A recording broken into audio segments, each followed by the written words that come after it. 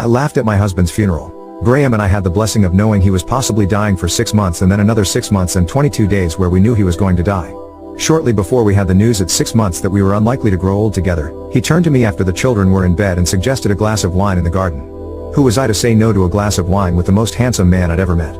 So we took a bottle into the garden, watched the sun setting, and he told me he wanted to plan his funeral just in case and that if we got good news he would let me know of any alterations as we went along. It was one of the funniest evenings of my life.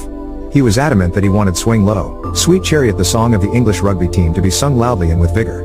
We live in Wales. He was tickled about the vast majority of our friends not being able to sing the response song, which is normally sung with sign language, about where the English can place their chariot. He wanted people to be able to experience the joy that he had lived whilst creating space for sadness he had died. And so 6 months and 29 days later the day arrived. We had painted his coffin to look like the Welsh hills that he loved. Our 3 children had spent a day painting birds and